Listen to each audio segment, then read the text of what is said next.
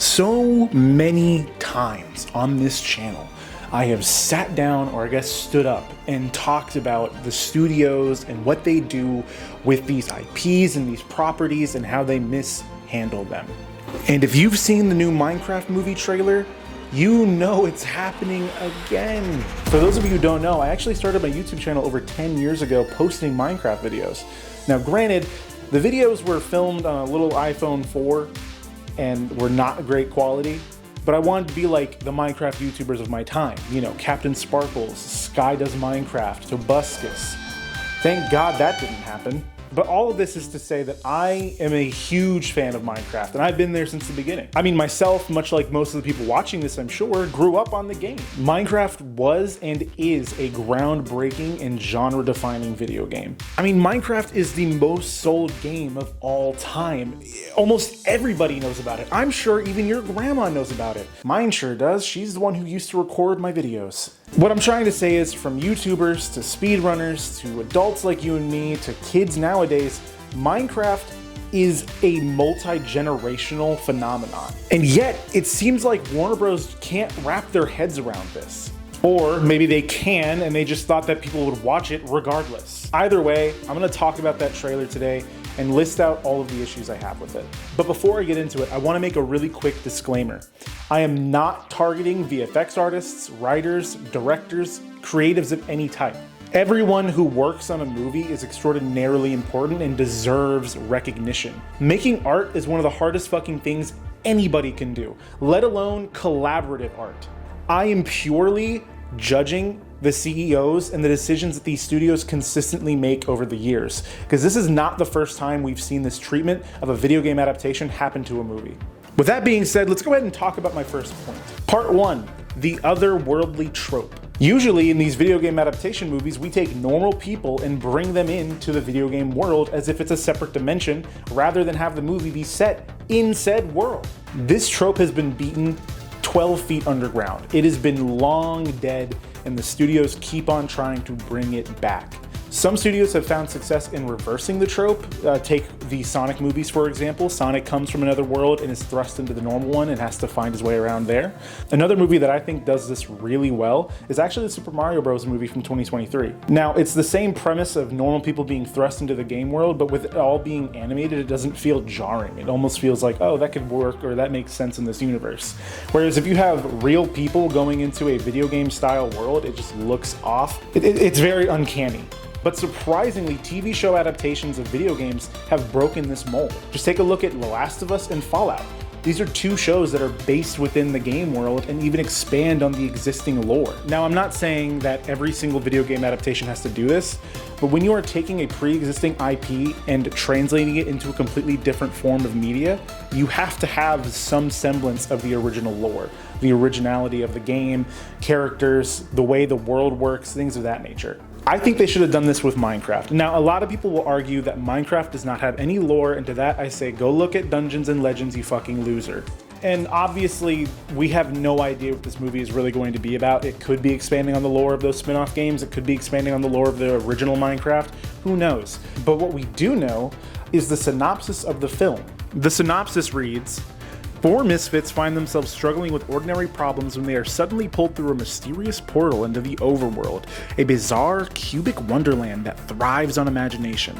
To get back home, they'll have to master this world while embarking on a magical quest with an unexpected expert crafter, Steve. I am Steve. How many fucking times are we gonna do this? I know I already said this before in the video, but guys, like, how many times are we going to take random ordinary people and throw them into a mystical world?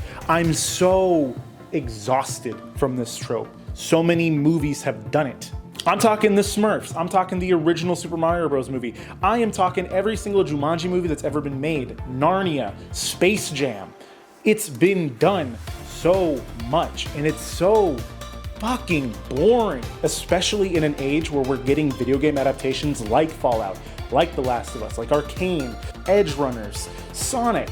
And I just don't understand how executives can see that this new trend is working and they don't go along with it. Which kind of leads me to my next point. I don't think they care. And I mean, to be fair, why would they? They don't care about the fans. They don't care about the IP. They just care about making money. The people who actually care about these IPs and these franchises are the creatives working on it, the directors, the writers, the VFX artists. They are the ones who care about this. And it's so frustrating because most of the time, executive and studio intervention can ruin really cool projects. So my mic died. Essentially, I recorded the entire video, gave all of my points, everything, and my microphone died. I am placing blocks and shit cause I'm in fucking Minecraft. Let's go ahead and jump right back into the point I was making. These executives, they're so glued to the idea that big names will bring in people. And I just don't think that's enough for our generation anymore. They rely on these actors instead of relying on the lore presented in the game world. That causes these executives to not know or not even care about portraying an accurate representation of this game world. And speaking of which, what the actual fuck is Jason Momoa crafting here? This is not a recipe in Minecraft. This is like some iron ingots and nuggets thrown on the crafting table. This is such a huge pet peeve of mine because there are over 1,500 different recipes in Minecraft that they could have chosen from. And they chose to not only go with something that does not exist, but does not even visually represent what is being made. Now, I have heard rumors that this is supposed to be some item from Minecraft Legends, but I haven't been able to find anything that backs that up, so take that with a grain of salt. I think ultimately this just screams, I don't know, make whatever you want. That's what the game's about, right?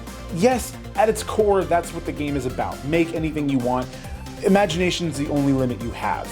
But to a certain degree, this is a game mechanic and a tool that has a set rule in the game world. You can't just break that. This is the equivalent of Master Chief taking off his helmet in the Paramount series. Either way, when you're making a movie about Minecraft, you should probably get the crafting portion of it correct, seeing as how it's literally half of the fucking name.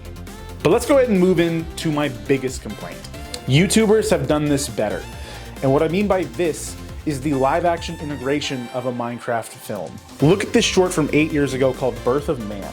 Do you see how amazing this looks? Again, this is 8 years old. Let's go ahead and take a look at another YouTuber. This is from the YouTuber named Unspeakable. This video is titled I Survived Skyblock in Real Life, and it was uploaded this year.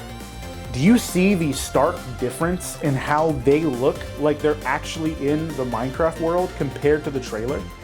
I know for a fact these three guys don't have the budget that Warner Bros. Does, and yet they were able to achieve a look that looks significantly more convincing and significantly less uncanny. Not to mention the countless Minecraft animators that have been on this platform for over a decade. And just recently, one of those animators reanimated the Minecraft movie trailer, and it looks significantly better. And I will continue to say significantly better because what the fuck is this? I don't want Jack Black in just a fucking blue shirt going, I am Steve.